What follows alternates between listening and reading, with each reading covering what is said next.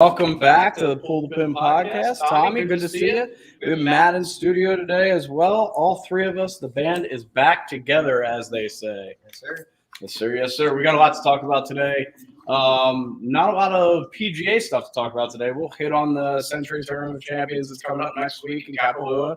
But a couple of just, little goofy Christmas, New Year's Eve type stuff like what was on certain PGA players' wish lists, what are our New Year's golf resolutions, what else did I have on that Google Doc there, executive producer? Let's see. It was you pretty much nailed it. We're going to talk about, Uncle Ty's going to talk about Dry Box. Yep. Yeah, we got an email back from Drivebox. Those guys are really cool. They've been in New England. That's the only East Coast thing they've done so far, so we'll hit on that a little bit. And then what was the last thing there? Tips to break 90. Tips to break 90. So I think all of us have done that at this point in our golf life, and there's a couple of simple things that we think that you can do to make it work. So let's jump right in. Let's go right to the PGA Tour player that is making a new what was on their sound list. Tommy, you quickly jumped on somebody in the text chain about it, so why don't you jump off with it? Well, I think Bryson this year, he started to talk about the new product coming out that he's pretty excited about, and I think he was most excited to get a driver that doesn't suck. I'm sure Cobra absolutely loves it. I just he is just so bad at PR for himself, right? Like we were talking about it in here earlier when Dan just mentioned it. Yeah, like he just if he just kept his mouth shut, he might be better off. He was more like Tiger, like coming up, and you just didn't really hear from him, but you just knew that his awe of him out him. He didn't really do too many interviews and stuff or make outlandish comments. He just went about his business. He'd be so good for them. Matt, your thoughts on Bryson getting a new driver for Christmas? Good for Bryson.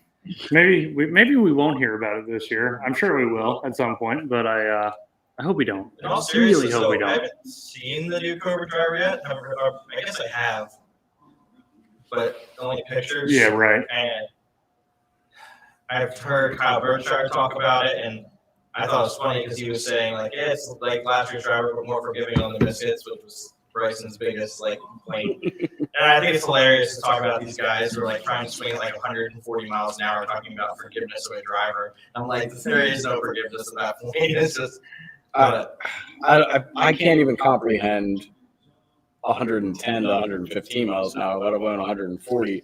I swing it between 100 and 105. I'm pretty consistently between those numbers on TrackMan, and finding the center of the club face and at that speed isn't easy. I mean, it's expected, but it's not easy, So that just cracks me up. All right, Matt, what's your PGA Tour player wish list? So I have John Daly down, and each year, he keeps talking about, I'm going to quit drinking, going to quit smoking, and every time I see him, he's got a beer in his hand and about 17 cartons of cigarettes. So I think his New Year's or his Christmas thing was a million packs of cigarettes and enjoy his life because holy cow. John Sr., my guy. I love John Daly. Yes. So I'm a Golden Tee guy through and through, and he's one of the Golden Tee people because of loudmouth golf. But he's just a man, right? He's definitely a guy that if you're picking a foursome and he's an option, you gotta really heavily consider playing with him if he ever was behind that. Not fair. I said he was one of my three. Him and David Fairdy are definitely my two big ones, and maybe Jason Day because I like Jason Day a lot. But Miller Lite, some Marlboro, and Diet Coke on his tree. Yes, love it. All right, so mine was more of a joke. I put out that I think Patrick Reed's looking for a cloaking device, so it's easier for him to cheat. I also Cameron Champ's out searching for a short game. He's hoping Santa drops that off under his tree because there's a guy who just bombs the ball off the tee, and you get him to inside 100 yards, and it just looks rough. So And I like Cameron Champ. I think he's like I like to root for him, but he needs that short game. So, but my big one, we'll say Patrick Reed, looking for easier ways to cheat. I think Jordan Spieth is looking for Michael to stop making him hit bad shots. Oh, Michael! It's all Michael's fault. Poor Michael. That sounds like Bubba and Ted Scott. Poor Ted Scott. Yeah, I know they're I no think longer together, but poor when Ted they Scott. were, man. I think one of my favorite caddy player moments of all time was Paul Casey and his caddy. He always wears his socks. I can't ever remember his name, but he just pulled the wrong number, and it was Straight like up pulled, yeah. on 18, and he hit it like over the green, and Casey was like, "What the?" Like never even looked at the club apparently. And, like the caddy's just like, Yeah. "Oh man." I think Justin Thomas is also looking for a broken microphone. Let me add on to the my favorite. Just this is a nice one to add on to is the caddy player moment. Mm-hmm. I think my favorite is still Tyrrell Hatton would not move after he hit the shot until his caddy told him it was the worst golf shot he had ever seen. Tommy, not a big Tyrrell Hatton guy, but I mean, no, he's no. That was That was hysterical. Tell me that's the worst shot you've ever seen. No, tell me. Really, I'm tell not me. moving until you do. Yeah, right. I think one of the better on-course moments was when Phil hit that ball between the gap, and he looks at Bones. It's like, "There's no way I was telling you how small the gap was." Yeah, right. I didn't want to tell you about it. All right, so let's move on to our New Year's resolutions for golf. Obviously, everybody has their. I'm going to wake up and work out every day. I'm going to quit drinking. I'm going to eat healthy.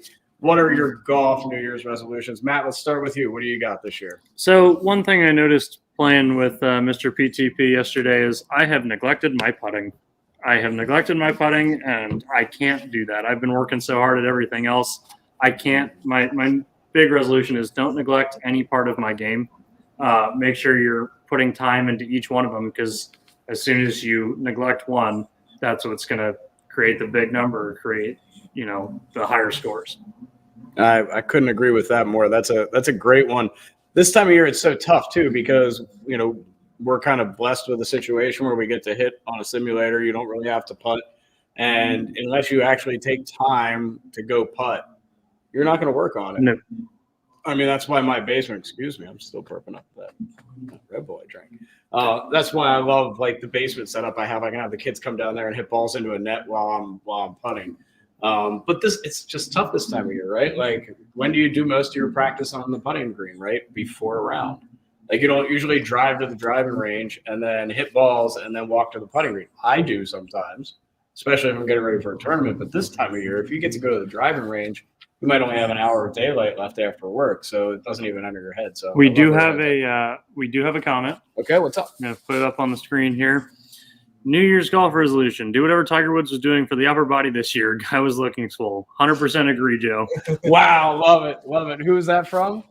Joe, and I'm going to butcher the last name, so I'm not even going to bother. Gotcha, Joe. You are spot on, man. My I put apologies, a picture of Joe. him up after the initial press conference where it looked like a WWE photo, not a PGA Tour photo. That every golf outlet stole from poor Uncle Ty.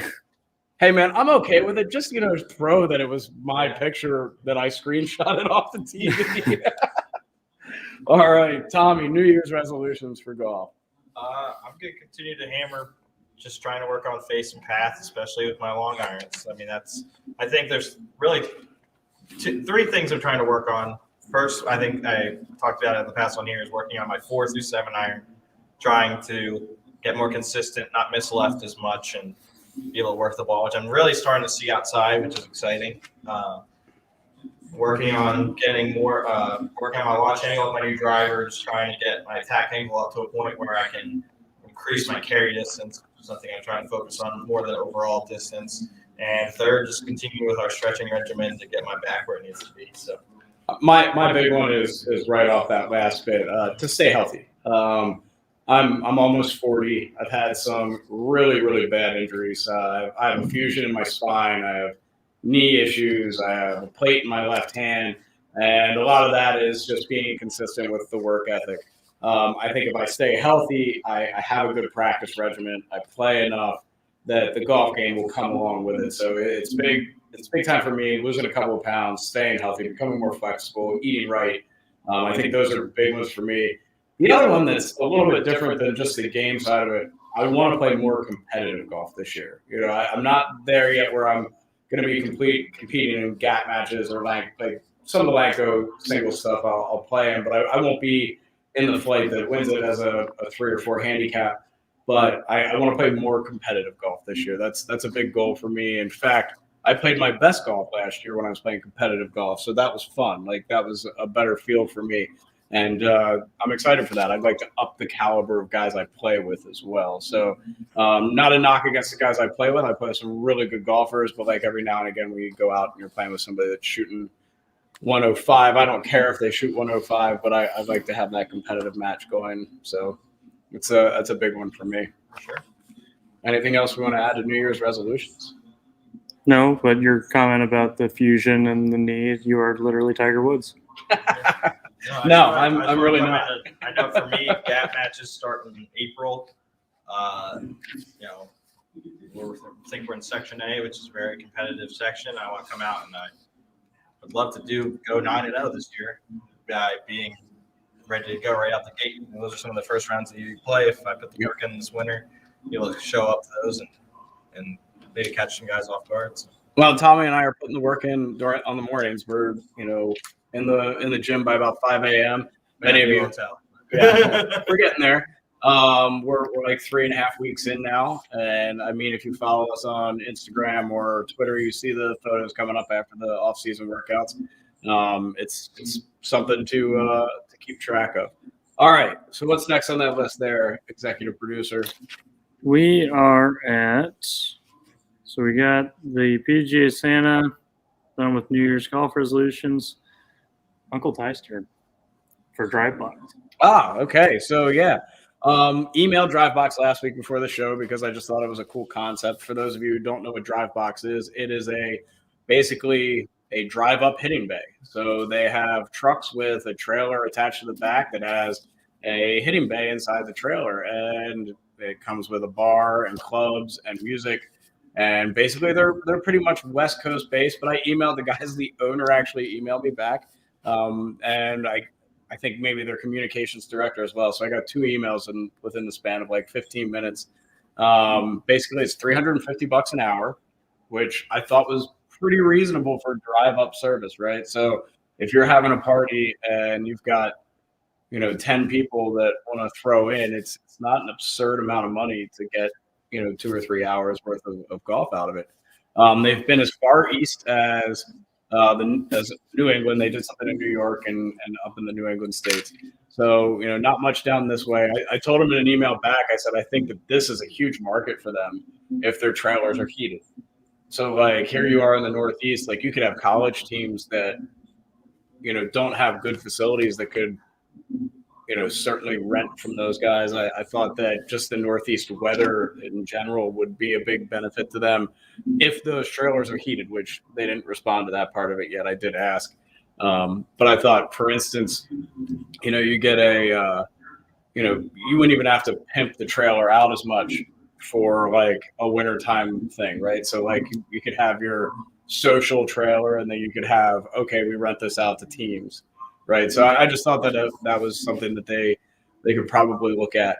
But they're all solar powered, which is pretty cool. And they use TrackMan and a little bit of Quad GC or GC Quad.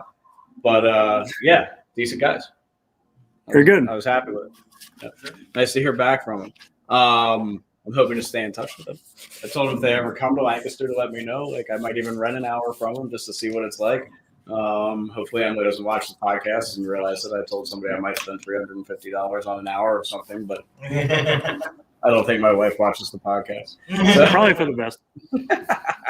All right, so next would probably be Century Tournament of Champions. Yes, sir. All right, so we're in a down week. There's not much going on. It's it's the last kind of lull week for the PGA, and we kind of ramp it back up down in Hawaii, coming up at Kapalua. Century Tournament of Champions. Last year was Harris English, I think, that won this tournament. Yep. Did he win the Sony or the TOC? What's that? Did he win Sony or TOC? I thought Nah won the Sony. Yep. Yep, you're right. They were showing that earlier Yeah. today. So it's another small field because you had to win a championship to be part of it. We don't have the confirmed field yet. All I have in front of me here are who qualified for it. Most guys who qualify do play. Phil has committed to it. Phil will be down there, so we'll have Lefty, which is a ton of fun. Curious on your guys' opinions. Who do you think is somebody to watch going into that tournament, and why? So, Matt, we'll start with you.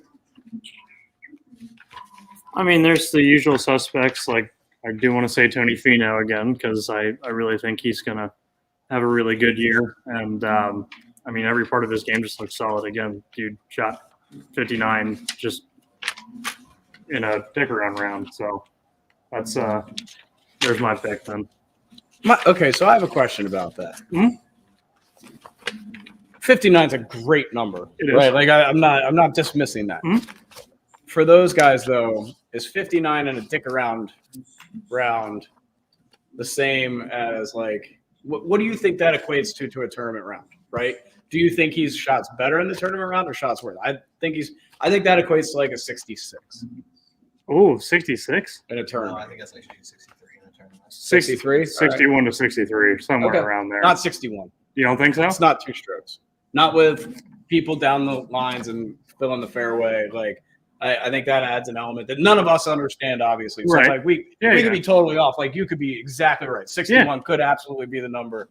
I don't know though. When you're that hot though, does anything? Yeah. Are you even thinking about what's going on? That's the question, right? So like when you're that hot and your putter gets on fire, but there's nobody there talking and around, like there's nobody around the greens. It's just your buddies. I mean, I know it's not the same. I'm sure they had their own match for maybe a couple, maybe $100,000. Right. But so I'm sure it wasn't for nothing. But you're right. I mean, I'm sure. But when you're unconscious like that, and you have that kind of skill, it's like Kobe going off for 81. Yeah, right. Like, you just like when you just can't. Was John Rahm? But okay, in my opinion, it's not like Kobe going off for 81. That'd be like Kobe going off for 81 over at the Y. Right. Yeah. Okay, like so that's what I'm saying. And Kobe should go off at 81 at the Y, right? I totally get what you're saying there. Yeah. Like I get that. It's just brought up a couple times on the podcast about firing this 59. So right. I'm just curious where you guys. 63. Yeah, I think it's fair enough. I think 63 is fair. A little high. I mean, that's okay. That's 66 is a shot difference, but you see 66 every week. Like no problem. He's still making a good number of those. I'd be curious, like, so do you think that? So he was playing with there were a couple other PGA players in that group. John Rahm. Right. So it was him and Rahm, and like, how often do you think they shoot 59 if they go out and play? I don't think it's that regularly. No, it's not. Sure it's something they still do a handful of times in their life. Right. I think that's like for them, it's like us shooting under par, like or maybe a little, or shooting like our career round still a career round. It's not like they go out every weekend. They're like, yeah, I shot 59 again. Mm-hmm. Right. Yeah. I get that. I mean, maybe one of them walks into Overlook, they're going to shoot 59 every time out because. Yeah, but I mean, there's a video I saw. Bubba Watson went to like a local public course, like 6,000 yards, went out and shot like 66. It wasn't like he shot like, and part of it was because the greens weren't as good and stuff. And like that's fair. That's overdrive. Some he would hit it over the green in some par fours and get in some weird spots. Well, and also like you pointed out the greens, right? So like on the PGA Tour, like you're not going to walk in. Not many courses on the PGA Tour are going to have different speed greens in one area than another. Like Muni tracks and tracks around here, it's often noticeable that it's like, wow, that green was way slower than the other three we just played. So that's a good point as well. Tommy, who you got? Early predictions. We'll do like the full like stats breakdown next week. For the first time in a long time, I get to get back into my sweet spot. Yeah. I can't wait. I got 3 guys to watch for. Okay. One is somebody who won twice last year. Once already this season, and continues, I think, to play well as Jason Kokrak. Not necessarily. I don't know if he can shoot low enough to win, but I expect him to have a strong start to the 2022. Get maybe a top 5. I'm a big Kokrak guy this year. I think it's a top 5. I don't think it's a win, but I expect him to continue to have a solid year this year. Another guy I like. The next 2 are kind of chalk picks, but there's a lot. They're all chalk picks, right? They're all guys who won. Right. Yep. Xander Schofield, I expect to do well. He's got to win a tournament this year. Yeah, and Or a couple tournaments. I mean, and sorry. I think this will be a stepping stone year for him. And I took this guy as my player of the year for this upcoming season. And I think, let me first say that this is a tournament you need to be able to shoot like a 63 at some point during the tournament. Like, you don't need to do it every 4 rounds, but you're going to have to shoot an 8-9 under round at some point to win this.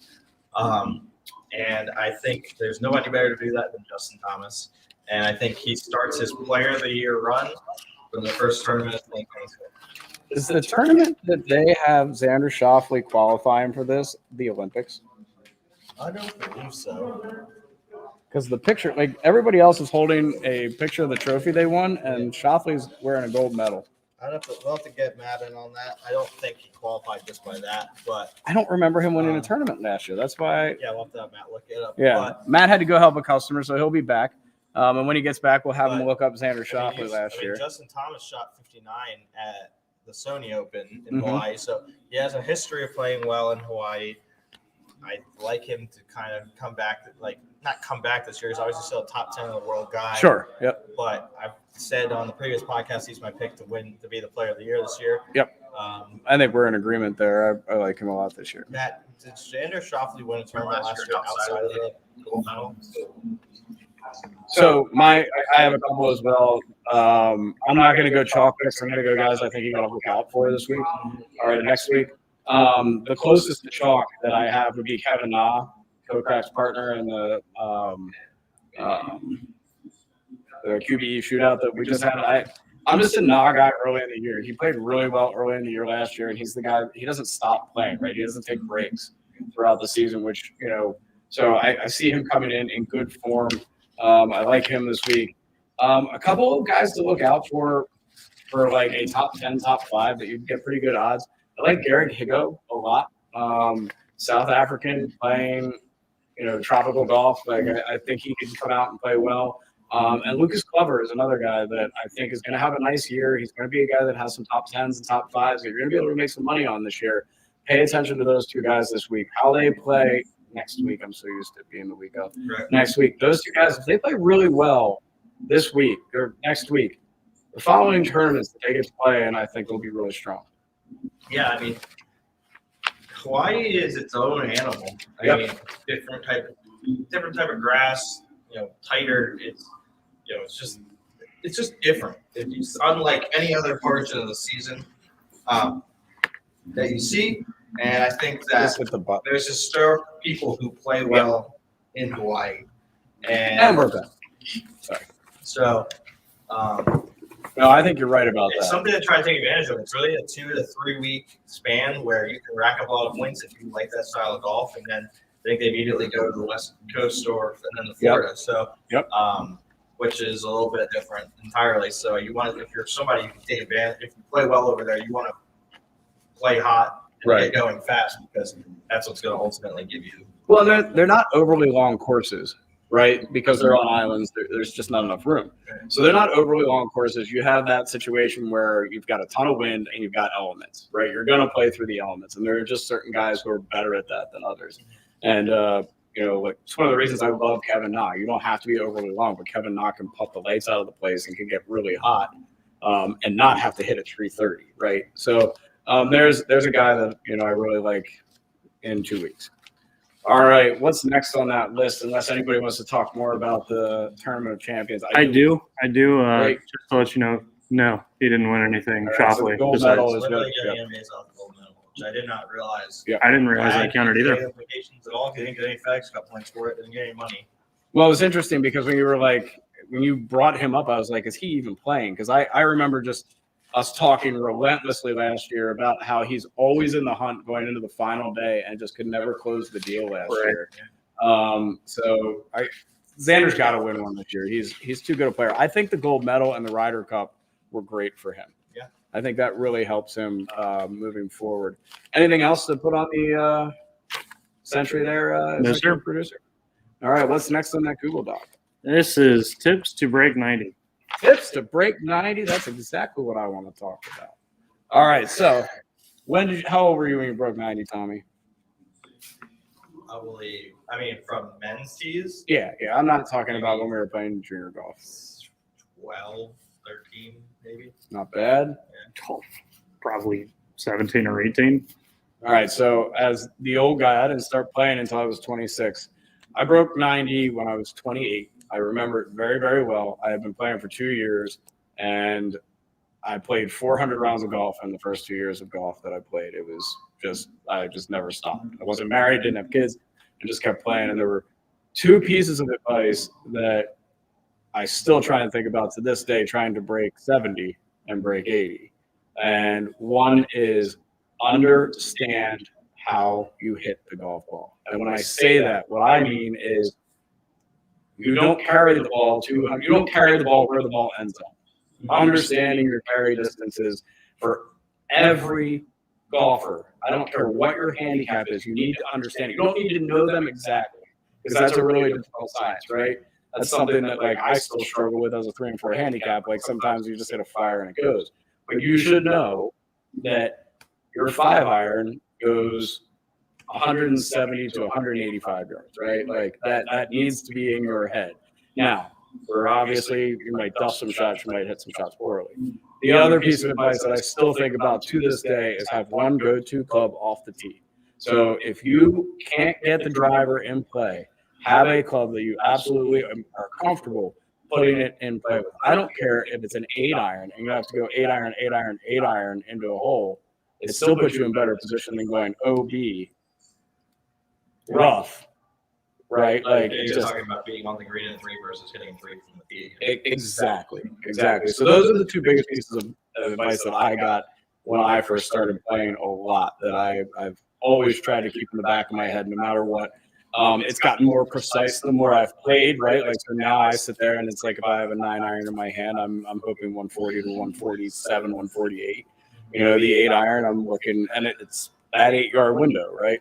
And, you know, so, and where you're at, it might be a little tighter than that, right? So, you know, I think those are the two things that I really emphasize to guys that are trying to get better and manage the game. I think managing the game is what we're really talking about here. Yeah.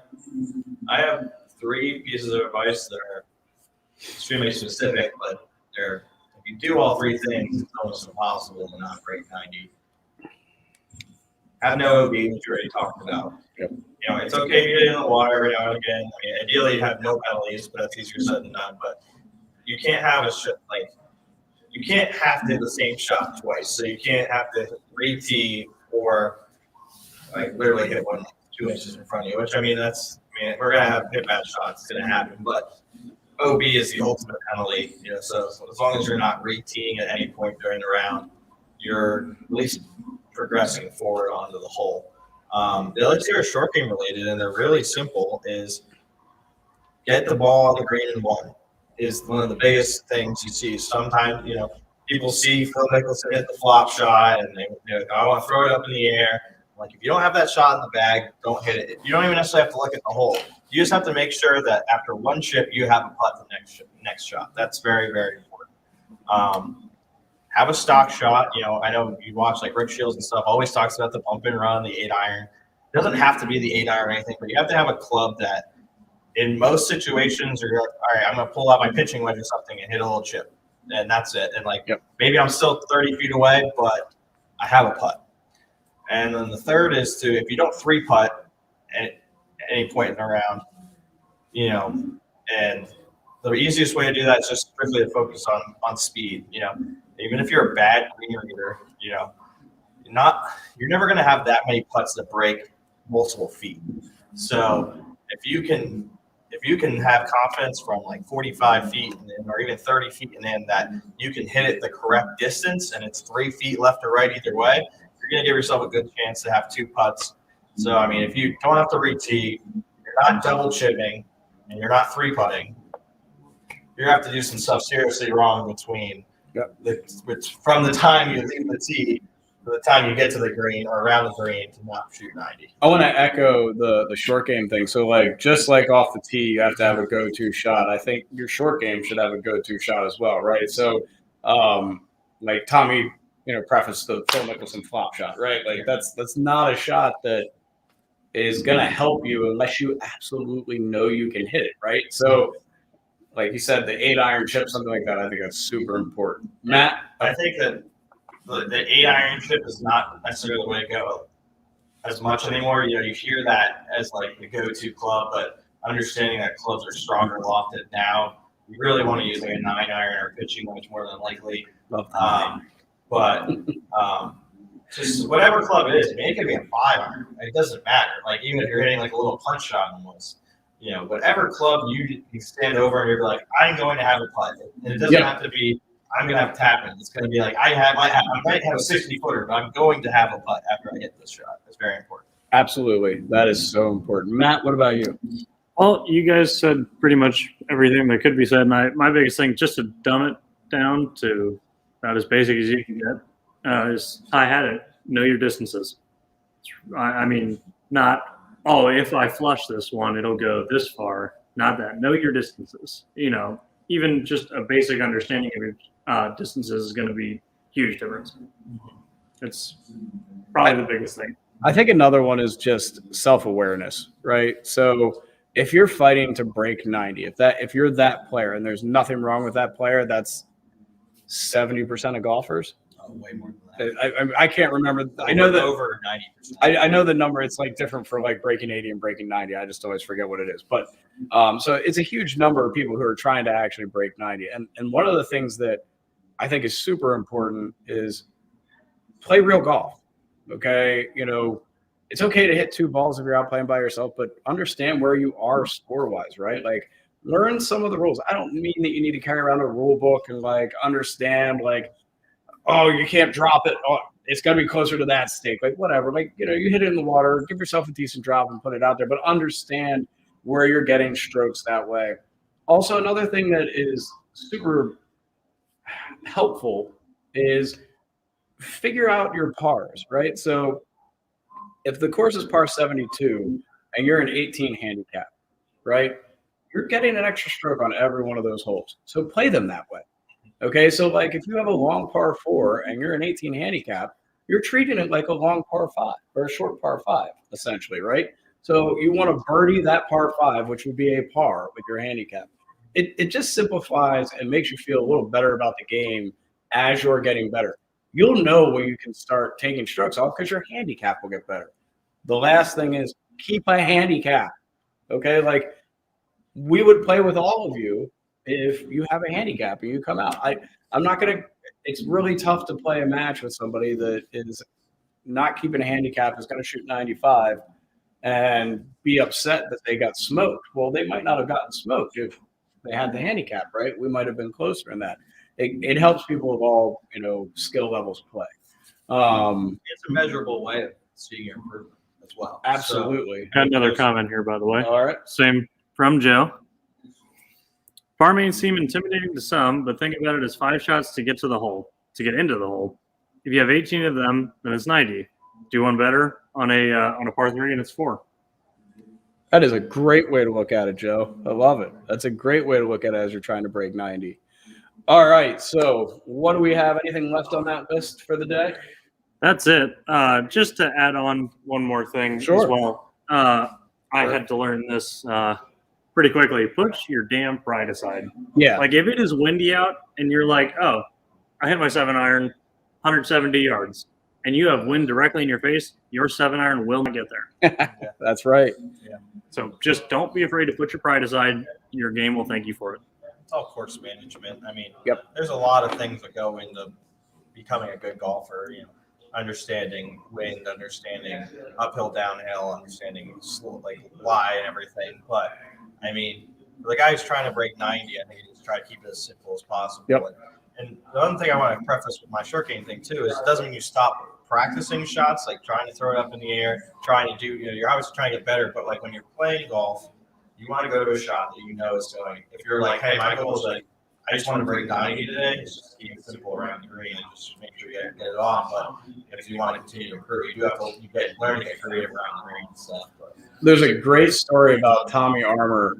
After he was done playing, he used to give lessons at a course. I forget the name of the course. I'm going to butcher some of the details of the story, but he walked into the locker room of the club he was working at one day, and there was a group of like 4 guys that were all like high handicappers. And one guy's like, I bet you $10 I can break 90. And Tommy Armour was like, I'll take that bet with all these guys if you let me club you and work you around the course. And the guy was like, absolutely, and the other guy was like, no chance. He's never been close to breaking 90. So Tommy Armour's like on the bag, right? And probably not carrying it, but he's on the bag with him. And they go out in the first hole. He duck hooks his drive, and he's, got like 187 yards out and goes to pull 5-iron out of the bag. And Armour goes, 8-iron. The guy's like, but I can hit my 5-iron that far. He's like, you can hit your 5-iron that far 1 out of 5 times. I need you to give yourself a chip up onto the green. So he pulls out his 8-iron, gets it down there, chips up and down, makes par, and goes on to shoot like a 78. And he's like, so here's a guy that like was just trying to break 90, and with the right course management and somebody reading the greens for him, blew it out of the water, right? Like, so I mean, if that doesn't tell you that it's just about managing the course, I don't know what does. Yeah, and I think to build off that, this would be my fourth tip, is to play with guys who do break 90. Yes, 100%. Because you get to and watch what they're doing. Don't be so self-absorbed in your own game that you're not learning. Like, what are they hitting off their tees? When they hit it in the woods, what do they do? Do they go for the hero shot? Do they play out? If they are to go in for the hero shot, what are those situations? Like there's nothing really bad can happen, even if it's a tree or something. Like, what are they doing around the greens? How do they approach a putt? All that kind of stuff. And ask questions like, why do you do that? Like, why did you approach that shot that way? And don't be annoying. Don't ask it like every shot. But I mean, I think a good player wouldn't mind walking you through their thought process and why they did something one way or the other. No, in fact, one of the things I love doing on the course is before the shot, walking it through whoever's in my group, right? So, like, I was playing in a match over at Conestoga just a week ago, 2 weeks ago, where Jared Cramp and I were playing, and Jared and I do a couple of better ball matches or better ball tournaments throughout the summer, and I love being able to be like, okay, what do we got here? Distance, okay. What do you think about this shot? We got a little wind in the face. Here's a lie. Is it a flyer? Like, I love that. Like, I love that back and forth and that ability to like get some reassurance, that a caddy might give you or a partner. It's great. Matt, anything to add to that before we go into our wrap up? No, you guys nailed it. All right. So next week, back on the tournament run, right? We're going to be bringing you a ton of stats for betting. Let's see if we can get out the gates hot this year, make some money right out the gate. I am going to be betting specifically on DraftKings this year. So if you're looking at numbers, that is what I will be using. That's I don't care what these guys end up betting on, but I will be betting on DraftKings. No FanDuel for me, no Thrive, because that was just awful last year. So I'll be betting on DraftKings specifically. We also might have a special guest next week that's going to talk about Bryson DeChambeau a little bit and see where we go with that. So that could be fun, and we'll pack up the show with a bunch of other stuff as well. Anything to add before we sign off, Matt? Nope. Tommy? No, other than come in, visit us at Pull the Pin here in Lancaster, PA. We specialize in fitting, of course, but we also have all your other golf needs that you might need. We always are down to talk about golf. So if you have any questions just about your game too, you can stop in and ask us about it. See how we can help you move on to the next level in your game. I want to thank the Painted Lines as always, and Pull the Pin Golf Shop for always hosting us. It looks like we'll probably be in store for most of these from here on out. You never know, might see the virtual from time to time. I also want to take a moment to point out that you can find this podcast on Spotify, podcast app, iTunes, anywhere podcasts are at this point. Check us out, Pull the Pin, and we'll probably edit them a little bit as we put them on. So this airs every Monday. It's free for the most part. And then by Tuesday at 7 a.m., the podcast will be up on Spotify. And hope you guys will listen. Thanks again to the Painted Lines. And like Fridays, maybe get some content out from there. I'm hoping I'd like to go live a little bit on Friday maybe and get some more video. I still need to get the 3-hole massacre that Tommy put on me and Matt.